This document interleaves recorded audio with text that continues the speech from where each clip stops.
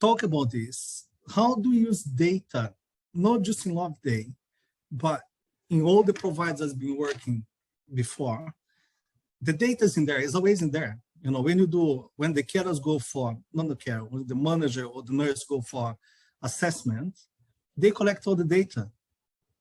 But the problem is, when some of some places, they do have the data, but then they don't share with the chef. That's what I'm saying in the beginning.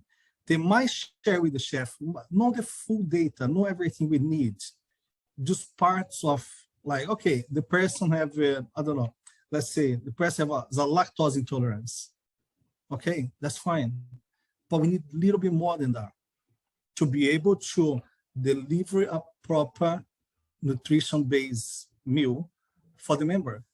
I just make one screen, only one. Yesterday, I was in my house, I said, okay, how can I present all the information in one slide? And then you can see, you know, how thing works for the chef and for everyone involved, improve someone's life with data and nutrition. You start from the assessment. Then if you get the, you know, if whoever's doing the assessment, give a good report to the chef, that will help the chef to deliver what exactly the person needs. The information we usually need and we're working with, or the data we need for good nutrition, start with the likes and dislikes. Very important. The allergies is so important, allergies as well. But you need to give a clear information, because if you go to medical terms and pass that to the chef is going to say, oh my God, what's that? What am I going to do with that? I don't even know what that means. The intolerance as well, the difference between intolerance and allergies. Most of the companies now, they're very, not most, but I think all the companies, they do this now. You know, is a good training for chefs about allergy intolerance, so the chef know the difference between lactose intolerance and a fish allergy. The dysphagia levels as well, because sometimes you can see case where person don't eat, you know, and you do the amazing food and the person keep coughing and you know, the food keep rolling in the mouth and it's not going anywhere. And then it's all, some people find difficult to identify, but that person might got a problem with dysphagia. And then she need a modified diet for that. And we can modify the diets. You know, there is no more a cowboy works, which some chefs used to do before, you know, is, oh, you need to modify the diets, just put everything in a mixer in there and beat everything, make sure everything is well. No, it doesn't work like this. You need to deliver a proper nutrition food. You can modify in the proper way. There's so many trainings outside we can do. Types of diets, gluten-free, vegan, all these. Data can improve nutrition. Data can improve people's lives. But the biggest thing, just when you talk about the type of diets, chefs, for me, chefs is like GPs. It's not at the same level. I'm not saying chefs are doctors, but there is pastry chefs. There is all type of different specialized chefs. But most of care homes, they need a chef with the knowledge of everything. You know, they need to know how to bake. They need to know how to do special diets. Then someplace they expecting we know all the types of diets, but it's not like that. We do need training for that. We do need training. And maybe the provider will be able to give the training, but then they need to give a clear information for the chef. Let's say if you have a vegan in your establishment, let's say you have a vegan in your care home, are you 100% sure your chef is capable to deliver a 7 days breakfast, lunch, main course, snack as a vegan. You know, the list of data points that you said that, you know, generally a chef would need to, you know, even start the journey of designing something customized for a resident or for a member. That list seemed like something like a one-time data, which, you know, the organization collects, passes on to the chef and the team, and eventually the chef and the team is expected to deliver, keeping all that in mind. Now, I have a question. Are there any more, should I say, data which is much more variable in terms of what happens that you have to monitor daily or more frequently than these kind of data which is fed in one time? Is there any other data which needs to, you know, be exchanged between, let's say, the members and the chef? Right. So no, there's more data there. There's a lot. Okay. So the first one is like, you know, the likes, the dislikes, the allergies, and all the things you need to know to be able to deliver it. But then once you deliver, once you deliver, you have the picture, you know what you need to do. You don't stop in there. There is something we do. You checking once you have a feedbacks every day. We have a meeting 10 o'clock. Then we have a feedback about the nutrition of the member, how much he's eating, if he's eating properly, if he's got an infection, if he's got any problem, if he went to the hospital. So that's another thing. So you checking daily what's going on with the person. And then the other one, every month, we checking the weights.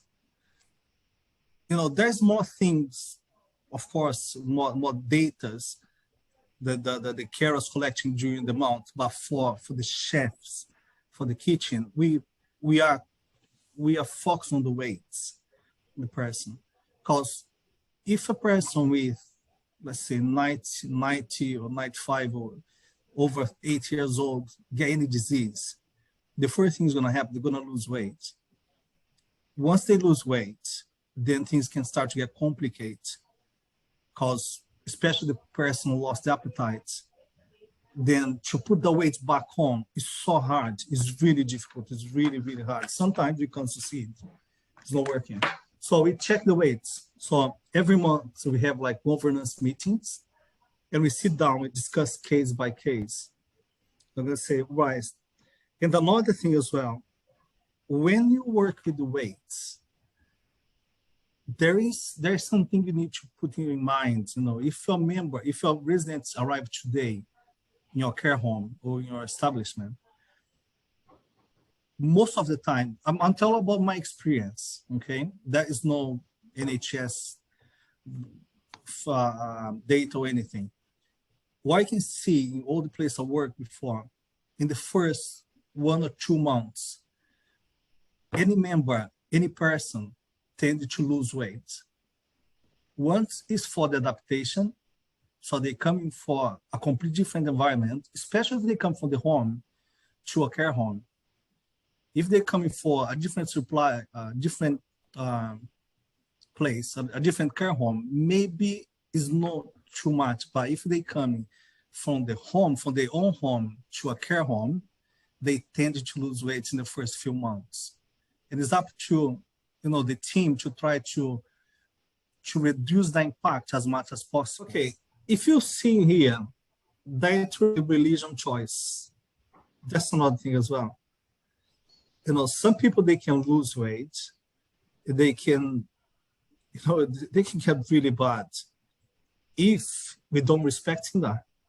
And especially with environment with dementia, where they don't complain, you know, it's very difficult. You know, I know that's for because, you know, especially Loveday, we work with a lot of people with dementia. We do need to respect the beliefs, the religion the person believes, because sometimes you don't want to give a bacon for the person. Don't eat bacon.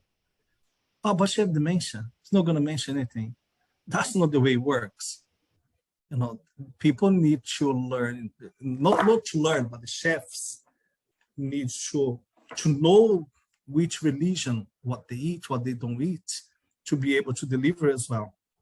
Because that's another thing. You know. Okay, end of life care. This is the one I was talking to you in the beginning about the lady, which come with two weeks, and then to end up with 2 years. During my career, I did have few cases. This, that lady was the first one, but I think I have another 2 or 3 cases where people come in there with 2 weeks, 1 month, 2 months, and then end up with 1 year or more than a year and improve their life massively. Some people you didn't expect you to walk anymore, she start to walk again. And it's, so just because the person is the end of life care doesn't mean you need to give end of life food. Yeah. So it's still time to try. What I believe needs to happen is we're trying to do is to make enjoy as possible for that person to enjoy the last few days. It doesn't matter how many days it's gonna take, but just to try to do your best as possible, for the last few days. Don't think, oh no, it's 2 weeks, she's gonna pass away. No, you never know. No one knows. Yeah. As a chef, the data you provide to the chef is so important, but at the same time, your chef needs to know how to absorb that data, which is important as well. Because it's not going to work if you just have, oh, okay, you have all the data in here, sent to the kitchen, and then nothing happens. How is all this data recorded and used? Is it on the care management system? Is it a central system in Loveday where the data about the person is recorded? And does it highlight what the person needs? So, and how is that data extracted? And how does it show up that proactively on what that person needs? Okay. So it's this interaction with the data about the health and care data about the person, their likes. That's what I'm trying to explore here. Okay, yeah, right. So the way we work here, we do have a system. I can't disclose the system name we're using now. Okay, so we have some. I don't have one here with me, but it's something like a phone. Okay, so all the carers have one of those in their pocket, and then the information. Let's say if let's say a member, I call member. Okay, so when the member have a breakfast, they record in that information. How much breakfast the person has. If the person have a juice, how much the juice, how many millimeters of the juice the person has. So all this information is collecting from the carer when the carer is with the member. So we feed in the system, and then we have the reports come from the system. So if I go to my device in the kitchen, I can type the person name and have the full report, how much the person is being eating. And then from that, I can extract the information to the kitchen and say, okay, I can see here the lunchtime, don't eat anything. But then the day that the system in there is telling me how much the person eats or if he's not eating. But with that information, I will call the carer, or during the meeting we have in the morning, they say, oh, by the way, what happened to Mr. I don't know, Mr. Paul? I don't have Mr. Paul here, okay? He haven't eaten anything yesterday. I checked in the system. He just have a little bit of the drink. And then in there, during the discussion, am I gonna find out, oh, we changed the medication. The person have infection yesterday, or the person was not well. That's the way we work with the data. I was picking up in what you were saying was more about the collaborative engagement, but also not just only focusing on hard data, but also the soft data, that is usually collected while you are observing, you are understanding how people are reacting to the food that has been delivered. So this is really good. You talked a lot about the weights. Do you also do some kind of a mood assessment surveys after, with your with your members, following, food, or understanding the food that they have had, how they're liking it or not liking it? Do you do some kind of a detailed? We do have surveys when we design the menu. Yeah, when design the menu, the resident survey very important. There are some technology companies out there that offer more sort of in-depth management of nutrition in particular diets and so on. So this may not be entirely just for you, but open to everyone to answer. But does anyone know of Cafoodle and those type of companies that do really in-depth work with data around nutrition, and how that's, as Daniel was also asking, how that links back to outcomes and well-being for people? And Sunrise, what we used to do was look at all that data, all that nutrition data in much more details. So we had someone specifically focusing on nutrition, whose job was to look at, each person's health was one of the big thing, weight management, but also how does that food then translate into that weight management. So there's a lot of, I would say, not using any software, but more using, getting from the care management software, how people are consuming what they're consuming, and then using some kind of, I would say, mad Excel to go through all those things and try and find patterns of, whether there has been any improvement. Can we pinpoint to quality of life from there? It has to be a collaborative process, like what Adriano was mentioning. It can't be just based on what the carers are inputting on one side and not, tying it back to then how it's actually impacting. So this is how much someone needs to consume. Are they consuming it? And what is it then translating it into? Whether there is, an increase in weight, decrease in weight, how is that impacting their BMI? So, but before people go into those kind of data analysis, they need to identify which KPIs they need to measure for their quality of life indicator. And that basket, what I've seen from our work, varies very widely from communities to communities or care homes to care homes. Focus is mainly around quality of care at this point still, not so much on quality of life. And so it's very, how would I say, quantitative and scientific rather than qualitative aspect. Are people feeling happy after consuming the food? Is there a change in their overall well-being? And that I don't think many of the organizations are thinking strategically or robustly in that direction yet. But that's the future going forward, because quality of care is only this much. It's eventually about quality of life. In Data Café, we often talk about hard data, but also the importance of soft data, and that we can pick up through observations and then use it for any of our subsequent actions. That is also very important. And somewhere in this whole mix, we often forget that data could be of both the types, and it's not always the hard bad data that you need to keep punching and recording somewhere.